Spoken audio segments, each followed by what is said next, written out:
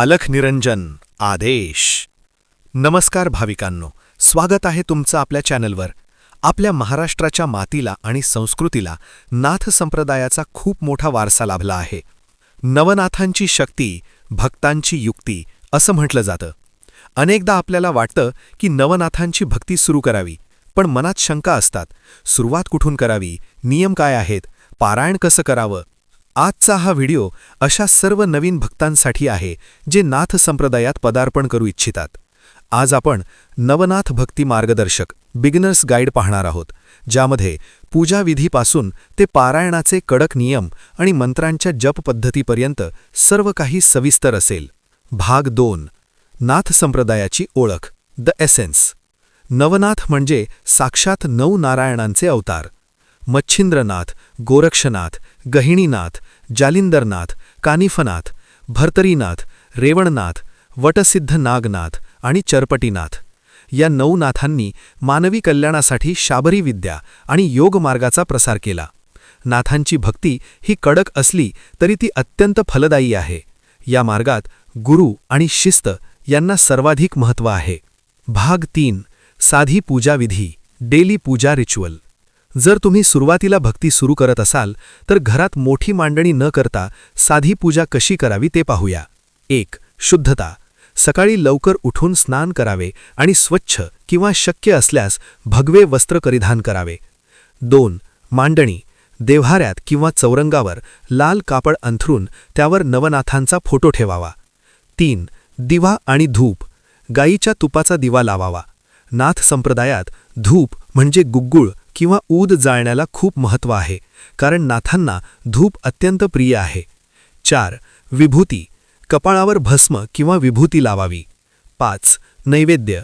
साखर, गुळ खोबरे किंवा दुधाचा नैवेद्य दाखवावा. भाग 4. ओम नमो आदेश आणि मुख्य मंत्र, मंत्र चांटिंग.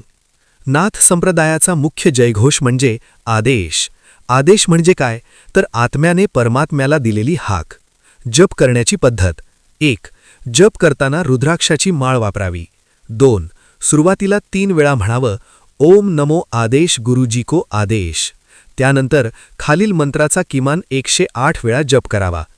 ओम चैतन्य मच्छिंद्रनाथाय नमः किंवा तुमच्या आवडत्या नाथांचा मंत्र, किंवा सरळ ओम अलख निरंजन या मंत्राचा जप करावा. 5. जप करताना पाठीचा कणा ताठ असावा आणि डोळे मिटून गुरु गोरक्षनाथांचे ध्यान करावे. भाग 5. नवनाथ भक्तिसार पारायण नियम, पारायण रूल्स. नवनाथ भक्तिसार हा ग्रंथ म्हणजे नाथांचे प्रत्यक्ष वाङ्मयीन रूप आहे.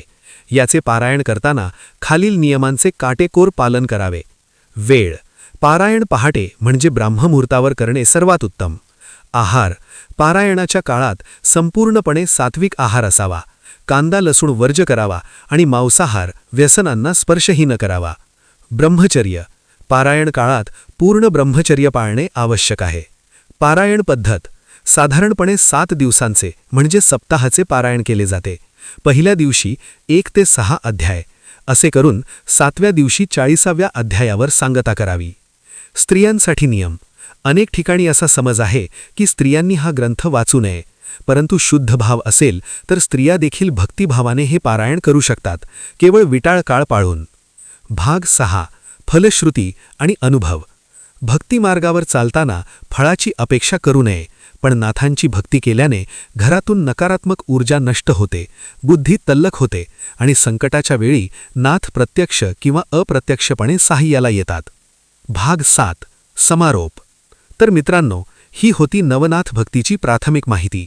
भक्तीमध्ये सर्वात महत्त्वाचा असतो तो म्हणजे भाव.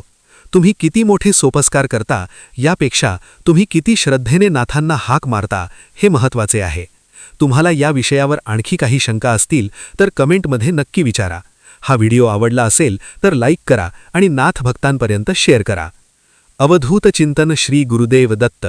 नवनाथ महाराज की जय. अलख निरंजन.